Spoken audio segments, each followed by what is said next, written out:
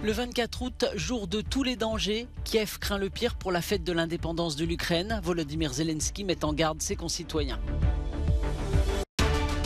Alexandre Douguine, le plus proche conseiller de Vladimir Poutine, visé par un attentat ce samedi. Sa fille Daria, restée dans la voiture, est morte dans l'explosion. En Afghanistan, en Inde et au Soudan, des inondations ont fait de gros dégâts ces derniers jours. Des dizaines de morts sont à déplorer. Le Portugal transfère temporairement au Brésil le cœur de Dom Pedro, premier souverain et père de l'indépendance du Brésil.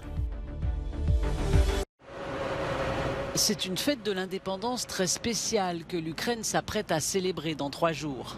Le 24 août, ça fera aussi 6 mois que la Russie a entamé sa guerre.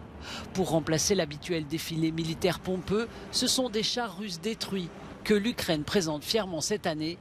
Mais le 24 août peut être aussi une journée noire, avertit le président Zelensky. Nous devons être conscients que la Russie pourrait essayer de faire quelque chose de particulièrement répugnant et particulièrement violent la semaine prochaine, a dit le président Zelensky. C'est notre ennemi, mais la Russie fait quelque chose de répugnant et de violent chaque semaine pendant ces 6 mois, constamment. En Crimée, les défenses aériennes russes disent avoir abattu un drone au-dessus du quartier général de la flotte russe à Sébastopol. Les incidents augmentent dans la péninsule annexée après les explosions sur un aérodrome et l'attaque d'un dépôt de munitions.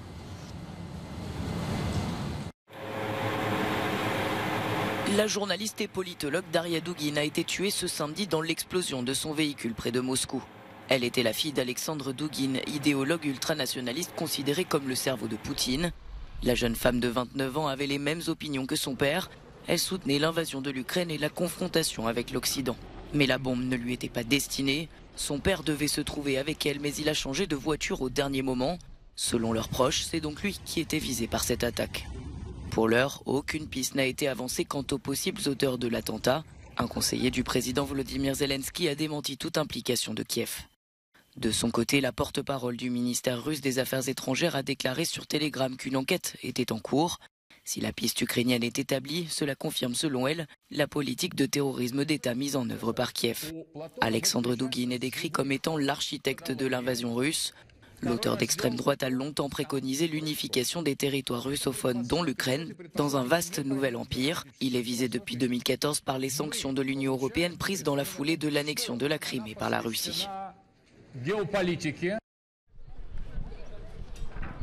Entre répression et propagande, une majorité de la population russe semble se plier à la guerre menée par ses dirigeants en Ukraine. Mais dans ce forum militaire près de Moscou, les participants sont unanimes. L'opération spéciale, comme la nomme le Kremlin, était selon eux nécessaire. Nous allons renverser les décisions illégitimes de Gorbatchev et revenir aux frontières d'avant 1945. Il n'y a pas d'autre solution. Je pense que notre peuple va gagner. La paix sera rétablie entre la Russie et l'Ukraine, car nous étions des pays amis. La guerre était nécessaire. Mieux vaut une fin horrible qu'une horreur sans fin. Véritable catalogue militaire, ce forum est un outil de propagande, mais sert également à promouvoir les armes russes à l'international. La vente de matériel militaire est une source importante de revenus pour le pays. Des contrats de 8 milliards de dollars pourraient être signés cette semaine selon le ministère de la Défense russe. Des sommes qui s'ajoutent aux 5 milliards de dollars d'armes déjà exportées depuis le début de l'année. L'Afghanistan de nouveau touché par de fortes inondations dues aux pluies saisonnières. Après avoir fait au moins 31 morts et des dizaines de disparus la semaine dernière dans le nord du pays, elles ont cette fois-ci frappé l'Est dans la nuit de samedi à dimanche. Bilan, au moins 9 morts. C'est une inondation sans précédent dans l'histoire de la région de Kouchi, dit cet habitant. Elle a emporté tous les animaux, les maisons et les terres agricoles des habitants. Les gens sont sans abri. Ils ont cherché refuge dans les montagnes. En Inde, les pluies ont inondé des centaines de villages, emporté des maisons et détruit des ponts dans le nord du pays, faisant au moins 40 morts au cours des 3 derniers jours.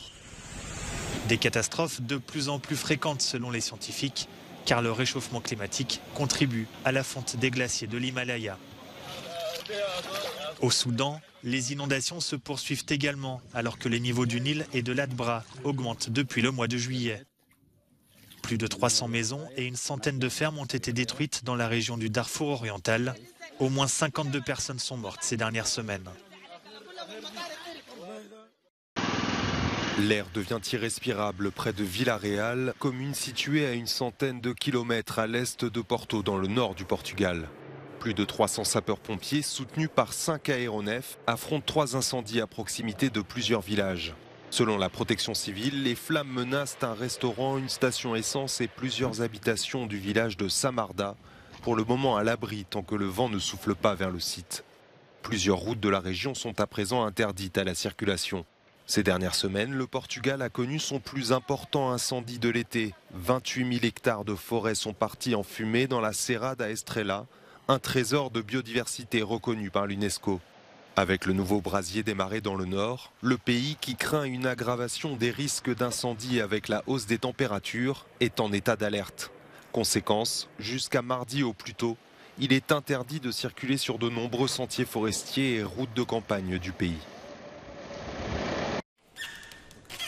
Dans cette urne, le cœur d'un grand homme de l'histoire du Brésil et du Portugal. L'organe de Dom Pedro, premier souverain du Brésil, est transféré temporairement du Portugal au Brésil ce dimanche dans le cadre des commémorations du bicentenaire de l'indépendance du Brésil. Conservé à sa demande dans une église de Porto, le cœur du souverain a été ces derniers jours exposé au public. C'est fantastique, c'est fabuleux après 2 siècles d'avoir le cœur d'une personne qui aimait tant Porto.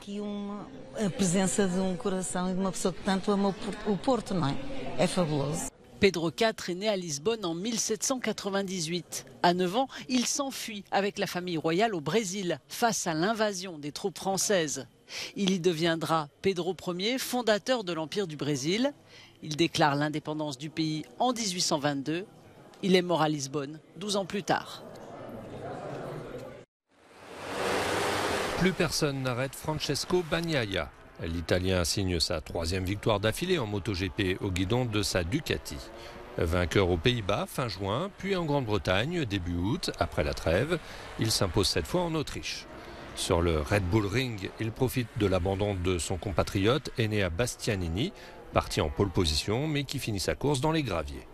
Le champion du monde en titre Fabio Quartararo, qui n'était que 5e sur la grille de départ, multiplie les dépassements pour prendre la 2e place. Le Français de Yamaha conforte ainsi son statut de leader du championnat avec désormais 22 points d'avance sur Aleix Espargaro et 32 sur le vainqueur du jour.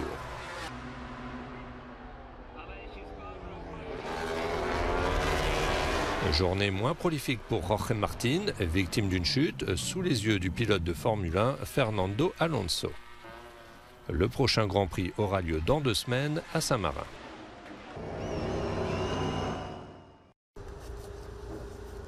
D'aucuns pourraient croire que ce jeune Parisien se prépare à escalader un bloc ordinaire. Je mets les straps actuellement pour me protéger les doigts.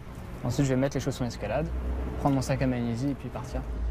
Pourtant, Alexis Landau part à la conquête de l'une des tours mercuriales, en banlieue parisienne. Après avoir gravi des gratte-ciel de la Défense ou la tour Montparnasse, ce grimpeur de l'extrême ne laisse pas de place au hasard. Je sais qu'il y a 34 petits étages et 34 grands étages. Sur chaque petit étage, j'ai un mouvement de pied à faire et sur chaque grand étage, j'en ai 3 ou 4. Voilà. Donc en fait, c'est une grimpe qui est relativement courte, mais qui est très dure, très intense. C'est, je pense, le challenge le plus dur que je me suis jamais fixé jusqu'à présent. Défi relevé, Alexis est venu à bout des 122 mètres de la tour, à main nue, sans aucune assurance. Une discipline dangereuse qui le passionne depuis son plus jeune âge. Quand j'étais petit, j'étais vraiment un fan de Mission Impossible.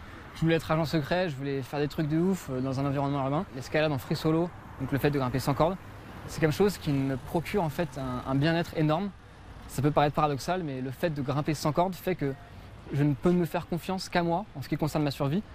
Le spécialiste du genre, c'est l'homme araignée Alain Robert qui a grimpé les plus hauts gratte-ciel du monde, comme celui-ci à Barcelone en 2020. Le Spider-Man français de 58 ans a fait de l'escalade sa profession. Alexis Landau rêve de suivre le même chemin, À noter que la pratique est illégale et non reproductible par des amateurs.